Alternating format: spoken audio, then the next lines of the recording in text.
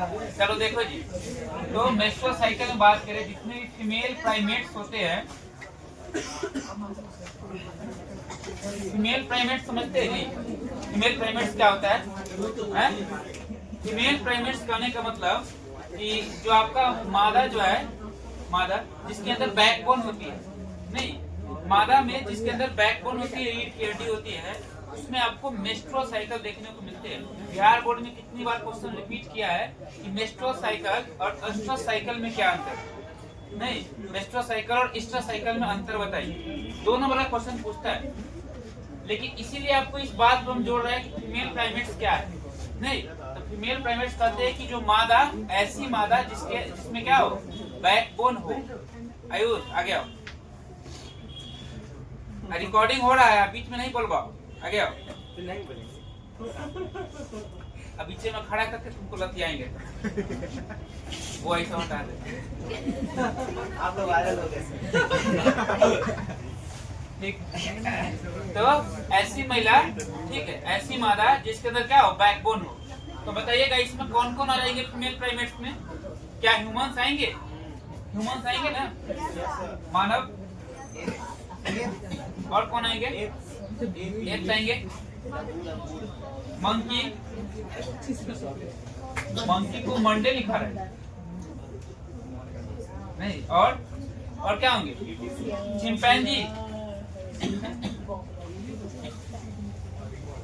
ये सब होंगे ना जी। अच्छा बताइए, काऊ बफेलो होंगे कि नहीं होंगे? तो क्या काऊ बफेलो मादा नहीं है? क्या फीमेल नहीं है? क्या उसमें मेंस्ट्रुअल साइकिल नहीं होते हैं? नहीं होते, उसमें एस्ट्रल साइकिल होते हैं। उसमें क्या होते हैं? Astral cycle. बार बार क्या बोले, प्रीमेट्स होना चाहिए, नहीं, जिसके अंदर क्या होना चाहिए, बैकबोन होनी चाहिए, ठीक है। इसीलिए जो सीधा खड़ा रहता है अपने दोनों पैरों पर, यही सब होते हैं। इसमें हमको देखने को मिलते हैं मासिक चक्र, नहीं, मेंस्ट्रुअल साइकिल। ये होते कितने दिन का है? नॉर्मली बात करें 28 से 29 दिन का होता है। याद रखिएगा, चिंपैंजी जो होता है, इसमें होता है 30 से 32 दिन का। चिंपैंजी में कितना होता है? 30 से 32 दिन का, ठीक है। हाँ, लेकिन ह्यूमंस, मंकी, एप्स, इस में कितने दिन का देखने को मिलते हैं? 28 से 29 दिन का होता है। इसी के बारे में पढ़ेंगे कि आखिर ये होता कैसे है, क्या क्या हार्मोनल चेंज देखने को मिलते हैं, क्या क्या बॉडी में चेंजेस देखने को मिलते हैं, A to Z सारे। मेंस्ट्रुअल साइकिल्स को कितने फेज में बांटा गया हुआ है? कितने फेज में बांटा गया हुआ है? 4 फेज में। मेंस्ट्रुअल साइकिल को कितने फेज में बांटा गया हुआ है? 4 फेज, मतलब कि 4 फेज में बांटा गया हुआ है, ठीक है। पहला जो फेज है उसको क्या कहा गया हुआ है? मासिक धर्म। उसको इंग्लिश में क्या कहा गया हुआ है? इंग्लिश में क्या कहा गया है बताइए? 3 से 5 दिन का जो फेज होता है उसको क्या कहा गया हुआ है? दूसरा फेज हम बता देते हैं, पहला फेज आप बता दीजिए। फॉलिकुलर फेज या फिर प्रोलिफेरेटिव फेज कहते हैं दूसरे फेज को। पहला फेज क्या है? मेंस्ट्रुएशन, नहीं, मेंस्ट्रुएशन,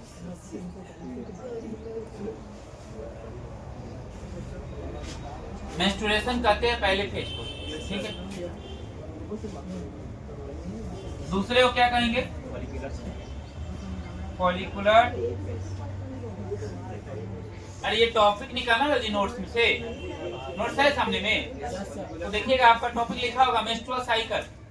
उसको 4 फेज में बांटा गया हुआ, ठीक है। तीसरा, इसी का नाम है प्रोलिफेरेटिव फेज, ये भी याद रखिएगा, प्रोलिफेरेटिव फेज। तीसरा कौन सा हो गया जी? ओवुलेटरी होगा, नहीं, ओवुलेटरी होगा। ओवुलेशन फेज, ओवुलेशन नहीं होता, ओवुलेशन ओवुलेटरी में आते हैं, ओवुलेशन कहाँ आते हैं? ओवुलेटरी में। और चौथा कौन सा हो गया? ल्यूटियल। चौथा कौन सा हो गया?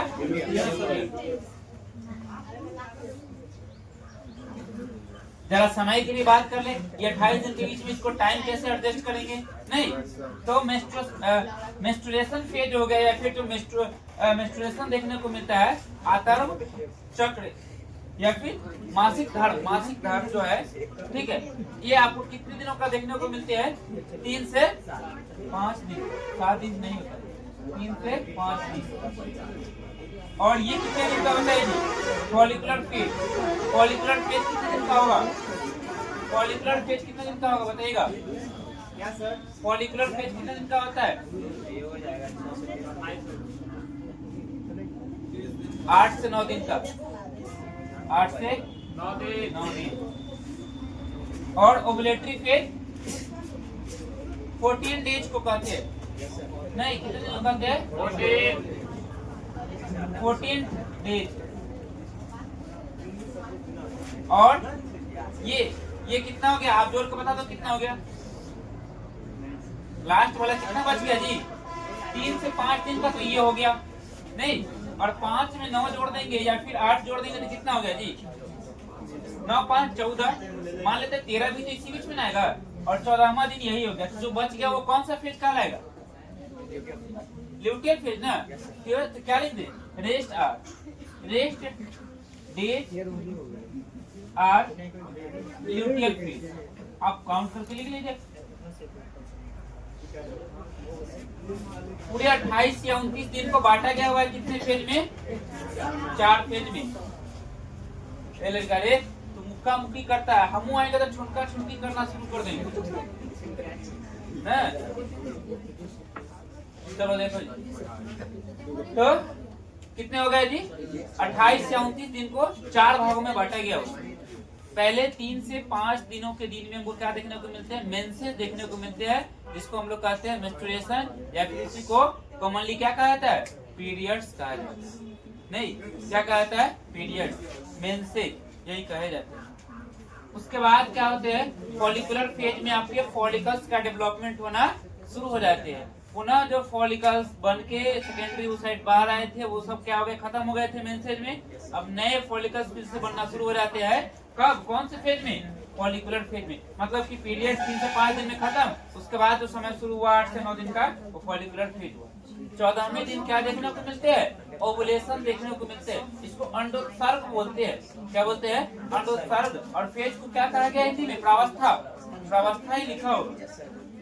और लास्ट पर आपको ल्यूटियल फेज को शायद ल्यूटियल फेज लिखा गया है ना, ल्यूटियल चक्र प्रावस्था। ठीक है, ये बचा हुआ जितने बच गए ये सब होते हैं। आज आपको हम 2 चीज के बारे में बताएंगे अच्छी तरीके से, कैसे हार्मोनल चेंज भी देखने को मिलता है। पहला मेंस्ट्रुएशन, ये तो आपको पता चल गया, और दूसरा जो आपका है फॉलिकुलर फेज। ठीक है, तो इसको हम अभी समझेंगे। देखिएगा, इतना तक समझ में आया बात? बोलो, कितना बात समझ में आया? पूरे 28 से 29 दिन का एक साइकिल होता है, पता नहीं जी? फीमेल में कितने दिन का साइकिल होता है? 28 दिन, और उसको 4 भाग में करके पढ़ा जाता है। पहले 3 से 5 दिन क्या देखने को मिलते हैं? मेंस्ट्रुएशन, पता नहीं जी? इसको मेंस्ट्रुअल फेज भी कहिए। क्या कहिए इसको? मेंस्ट्रुअल फेज कहिए, मेंसेज कहिए, या फिर पीरियड्स भी इसी को कहा जाता है। जरा इसके ऊपर थोड़ा सा और चर्चा कर लेते हैं कि 3 से 5 दिन का जो ये होते हैं आपको, ठीक है, इसमें क्या क्या देखने को मिलते हैं? इसमें ब्लीडिंग केवल होते हैं। क्या होते हैं? ब्लीडिंग होते हैं।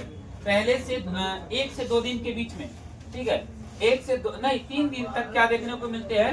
ब्लीडिंग देखने को मिलते हैं। पहले दिन क्या होते हैं? तो पहले दिन आपको थोड़ा सा पेन देखने को मिलेंगे, दर्द देखने को मिलते हैं। ये चीज कौन पढ़ाएगा तुमको? 5 मिनट कर रहा है। मैथ में तो की बायोलॉजी में नहीं होगा? शादी ब्याह करेगा कि नहीं करेगा? तो समस्या होगा तो फिर जाएगा गायनोकोलॉजिस्ट के पास, जाएगा कहेगा ये भी करो। तो हम गायनोकोलॉजिस्ट थोड़ी ना है, हम फीमेल डॉक्टर है नहीं ना जी, हम एक टीचर। फिर वही बात रे, इसको लगाओ रे, इसको मॉर्फिन का बेहोशी उसी का इंजेक्शन नहीं, इसको इंजेक्शन लगाओ, इसको बेहोश करो, इसका रिप्रोडक्टिव ऑर्गन निकालो और फीमेल रिप्रोडक्टिव ऑर्गन लगाओ। जेंडर ट्रांसप्लांट वो कौन? एम कौन सबको हटा सीधा डाल दिया नहीं डालना बवाल हो जाएगा। रातों रात वायरल पढ़ना होता है सर। चलो देखो तो क्या बोले कि पहले दिन क्या देखने को मिलते हैं, पेन देखने को मिलता है। दूसरे से तीसरे दिन आपको ब्लीडिंग देखने को मिलता है। दूसरे तीसरे दिन क्या होता है, ब्लीडिंग। ब्लीडिंग क्या होता है, ब्लड का होता है। ठीक है, जैसे यहाँ पर समझिएगा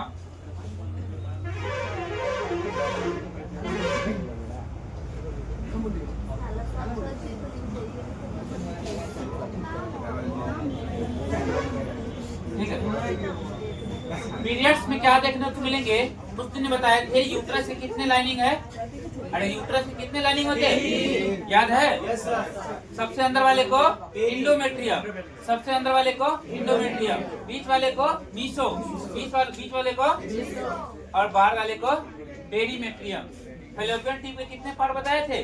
3। कौन कौन? इस्थमास, एम्पुला और इनफंडिबुलम। इस्थमास, एम्पुला और इनफंडिबुलम। तो कौन याद रखेगा? देखिए ये जो आपको लाइनिंग दिखाई पड़ रहा है इंडोमेट्रियम का, यह बना है यूट्रस। ये पूरा क्या है? यूट्रस। फीमेल का यूट्रस है, मेल का नहीं है। मेल में नहीं होते हैं, समझा? सूरज, सूरज क्या है? क्या है जी? कहा चित्र में है जी, टूटल फूटल चित्र। देखो तो ये जो आपको लाइनिंग दिखाई पड़ रहा है इंडोमेट्रियम का, ये टूट जाते हैं, टूटना शुरू हो जाते हैं और टूट के अच्छा इसमें बहुत सारे ब्लड वेसल्स भी आए रहते हैं, रक्त वाहिका है नहीं, तो इसीलिए इसमें आपको ब्लीडिंग देखने को मिलता है, ब्लड देखने को मिलते हैं। साथ में ये जो ओवम खराब हो गए रहते थे, यहाँ पर जो ओवम है वो भी इसमें मिल जाते हैं। ठीक है, और ये वेजाइना के थ्रू बॉडी से बाहर आ जाते हैं। ठीक है, ये 3 से 5 दिन आपको यही देखने को मिलेंगे। इसके बाद का काम शुरू होता है फिर से दोबारा, और इसमें हार्मोनल कौन कौन चेंज देखने को मिलता है, इसी को हम देखते हैं।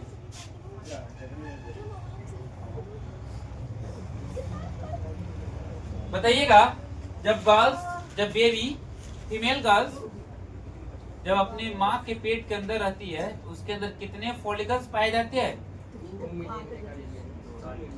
कितने? 2 मिलियन बताइए, 2 मिलियन। और जन्म लेने के बाद और किशोरावस्था से तक पहुँचते कितने बचते हैं? 1.5 से 2 लाख। अब फिर किशोरावस्था से आगे कितने बच जाते हैं? किशोरावस्था पहुँचते स्ट्रेस कितने बचते हैं? 60 से 70,000। अब वही फॉलिकल्स का काम शुरू हो जाते हैं, उसी को कहा गया फॉलिकुलर फ्यूज। फॉलिकल बताए थे ना, ऐसे समझना है कि ओवरी के अंदर छोटे छोटे साबूदाना भरा हुआ है, साबूदाने के दाना भरा हुआ है। ठीक है, ओवरी के अंदर छोटे छोटे कितने साबूदाने हो गए? कितने? किशोरावस्था तक 60 से 70,000। वही आपको जो छोटे छोटे साबूदाना है वो बड़ा होगा और उसमें से उसके अंदर जो भी चीज होगा वो बाहर है, यानी कि सेकेंडरी साइड बाहर है। समझते हैं कैसे ये घटना होती है? जैसे समझिएगा, क्या अचानक से, अच्छा एक चीज भूल गए थे बताना, मीनार किसको कहते हैं? क्वेश्चन यहाँ से नहीं आता, ये सब बच्चा वाला चीज पहले ही हो गया। और मेनोपॉज, पहली बार जब पीरियड्स स्टार्ट होते हैं, पहली बार जीवन काल में बॉयज में जब पहली बार पीरियड्स स्टार्ट होते हैं,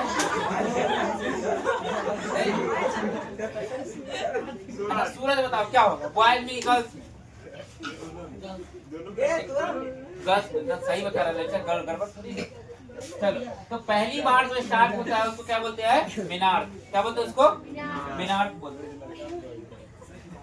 और आखिरी बार जब पीरियड्स आते हैं, मतलब जब ये खत्म होते हैं आखिरी बार, उसको बोलते हैं मेनापॉज। और याद कैसे रखेंगे, दोनों एक ही सब जैसा मिल रहा है। तो पॉज मतलब रुक देना। मोबाइल का गाना बज रहा है, पॉज कर, रुक गया ना जी, यानी कि पॉज मतलब रुक जाना, होता है ना, रुक जाना। तो मेनापॉज कब होगा? जब आखिरी बार पीरियड्स आएंगे फीमेल में, तब उसको मेनापॉज।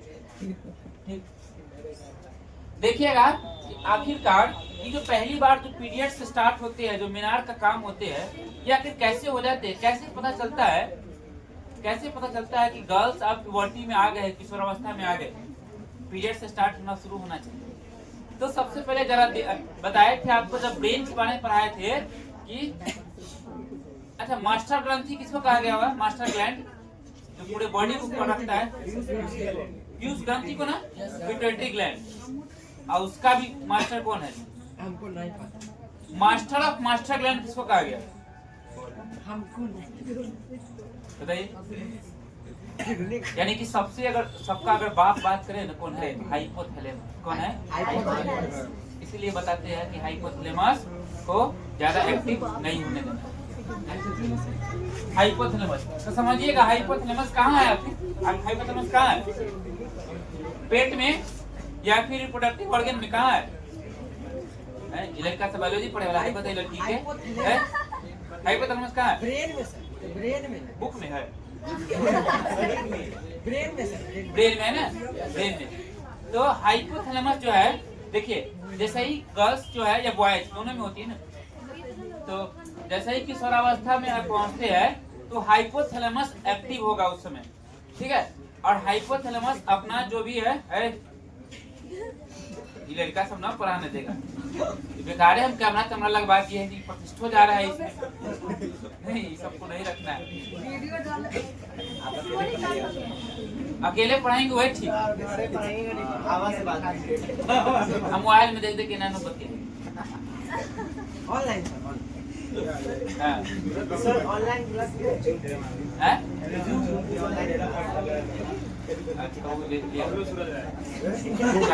क्या बोल रहे थे जी? क्या बोल रहे थे हम? हाँ, हाइपोथैलेमस की बात कर रहे हैं। तो हाइपोथैलेमस एक्टिव हो जाते हैं, ठीक है। किशोरावस्था तक पहुंचने में हाइपोथैलेमस एक्टिव होंगे और तुरंत वो एक्टिव होते हैं तो किसको एक्टिव करते हैं? किसको एक्टिव करते हैं बताइएगा? हाइपोथैलेमस एक्टिव होंगे तो किसको एक्टिव कर देंगे? एंटेरियर पिट्यूटरी को। किसको एक्टिव करेंगे? Anterior pituitary. पिट्यूटरी ग्लैंड बताया ना, ये भी ब्रेन में ही है। ई पिट्यूटरी को हाइपोथैलेमस कहेगा कि अब आप सोए हुए थे इतना दिन से, अब एक्टिव हो जाइए। एंटेरियर पिट्यूटरी मतलब आगे वाला पिट्यूटरी। दो प्रकार के होते हैं, एंटेरियर और पोस्टीरियर। पढ़ाए हुए थे उस समय, ये भी ना बताइए। एंटेरियर पिट्यूटरी किस पे काम करेगा? GnRH पर। किस पे काम करेगा? GnRH पर, ठीक है। अच्छा एक चीज कंफर्म कीजिएगा, हाइपोथैलेमस एक्टिव करता है पिट्यूटरी को या फिर GnRH को? पहले देखिएगा सीक्वेंस क्या है।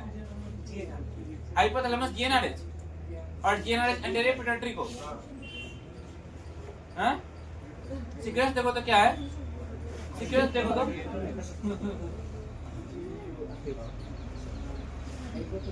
एक मिनट रुकिए, वो तो हम बुझ गए। नहीं हाइपोथैलेमस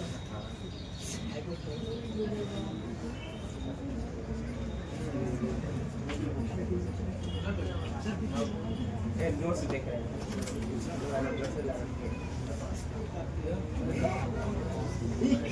ये क्या है? क्लास में मोबाइल क्या देखो सर, बुक नहीं देखा थी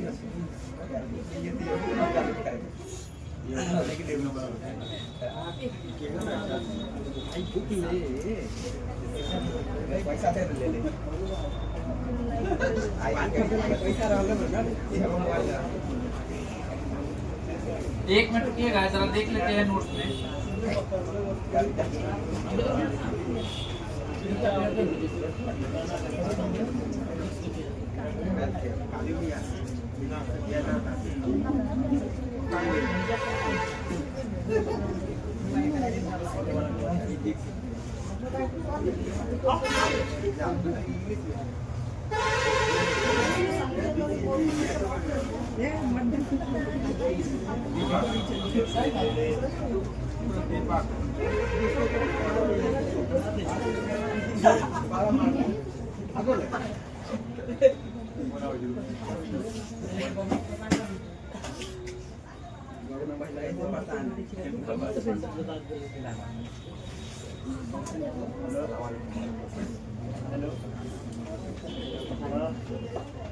क्या बात कर रहे?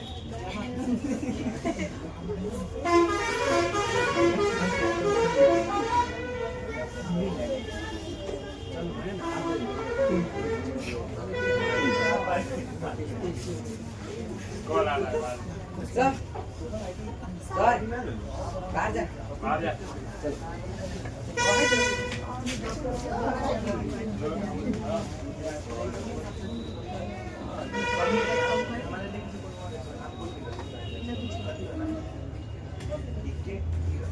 ठीक है, चलिए उल्टा हो गया जी, उल्टा हो गया, ठीक है।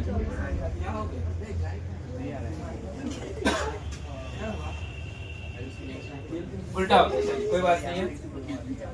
बात वही है, जो आपका हाइपोथैलेमस है वो सबसे पहले किस पे काम करते हैं? जीएनआरएच पर। किस पे काम करते हैं? जीएनआरएच। कहने का मतलब हुआ गोनाडोट्रोपिन रिलीजिंग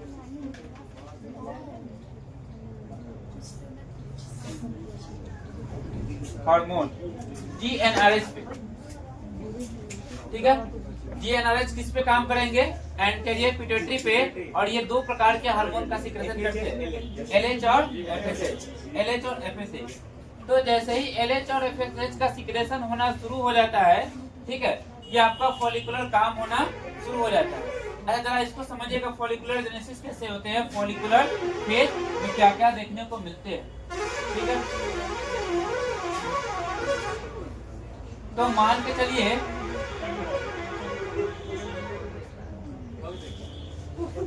ये देखो यहाँ, मान के चलो कि ओवरी के अंदर क्या है? ओवरी के अंदर क्या है? ओवम है ना, फॉलिकल्स मौजूद है। अब ये फॉलिकल्स क्या होंगे? ये फॉलिकल्स मैच्योर होना शुरू हो जाते हैं। किसकी वजह से मैच्योर होना शुरू हो जाते हैं? हार्मोनल चेंज होने की वजह से। कौन सा हार्मोन इस पे काम करता है? एलएच और एफएसएच। एलएच और एफएसएच पहले ही बताया, फिर से बताते हैं। हाइपोथैलेमस किस पे काम करेंगे? जीएनआरएच पे। जीएनआरएच किस पे काम करेंगे? एंटीरियर पिट्यूटरी पर। ये दो प्रकार के हार्मोन का सिक्रेशन करेंगे, एलएच और एफएसएच, ठीक है।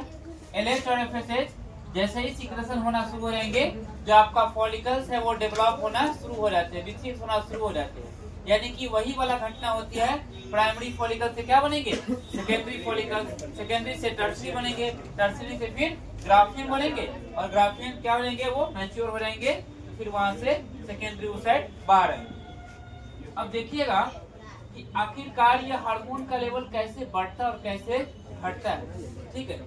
एक चीज समझिएगा, अभी आपका समझना है कि एंडोमेट्रियम का लाइनिंग टूट गया है। क्या हुआ है? एंडोमेट्रियम का लाइनिंग टूटा है,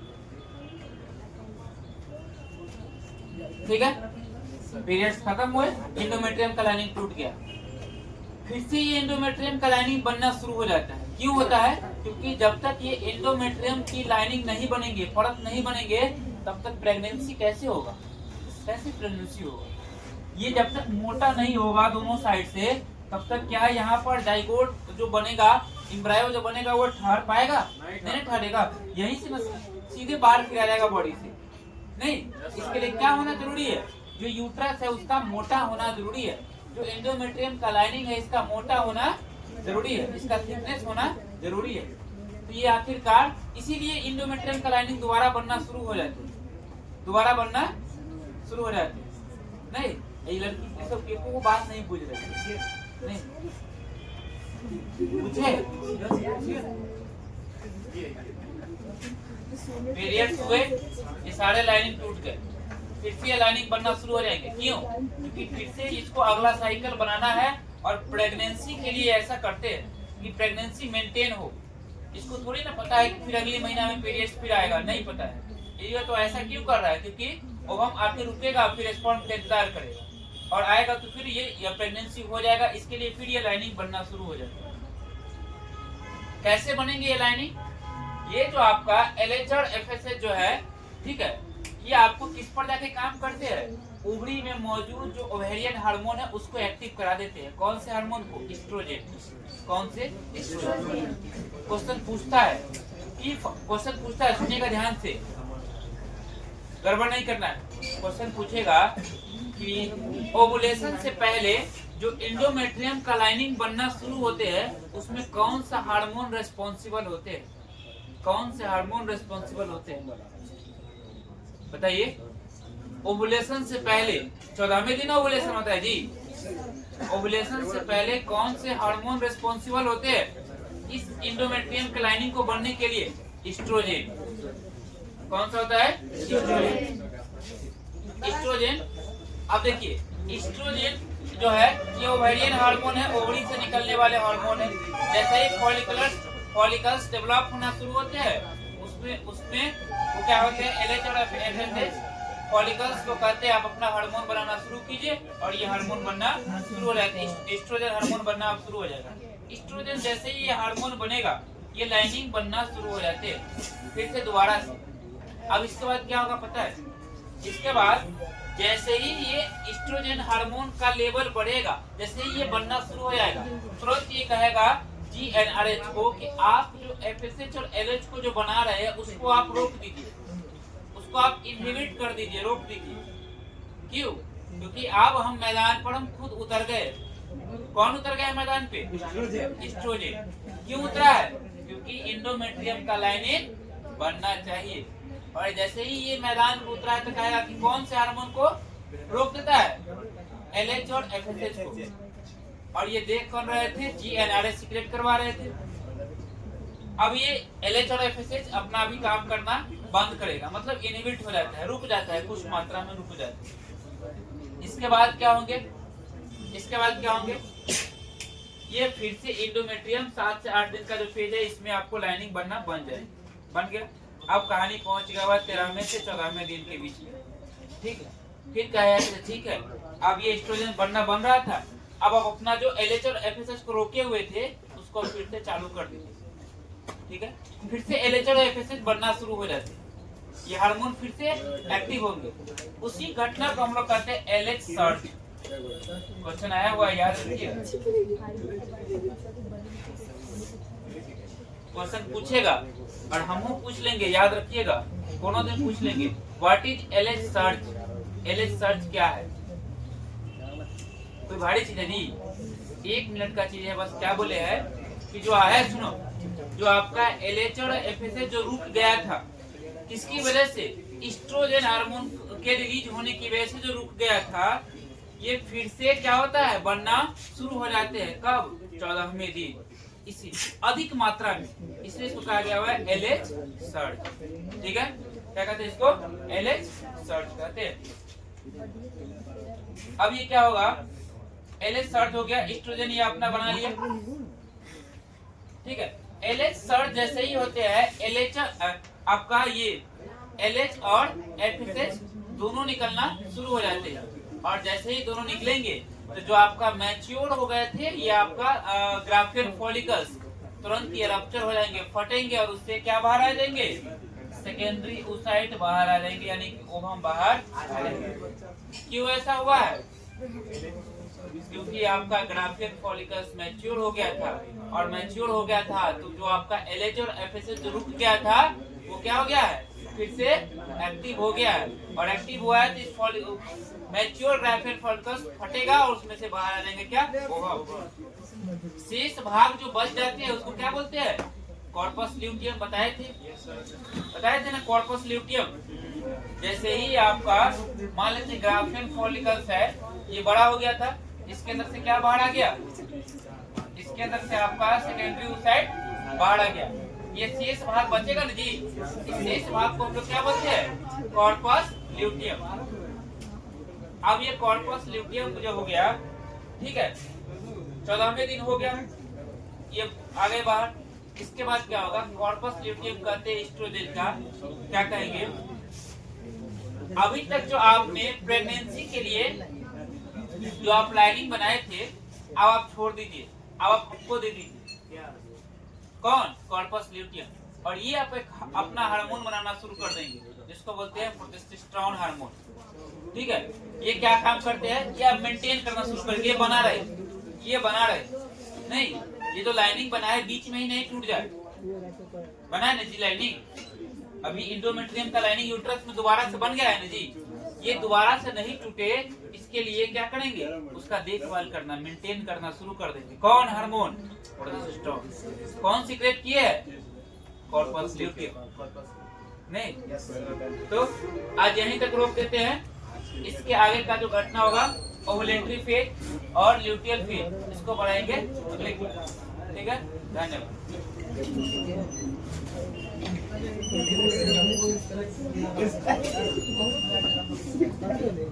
इंडिया हार गई।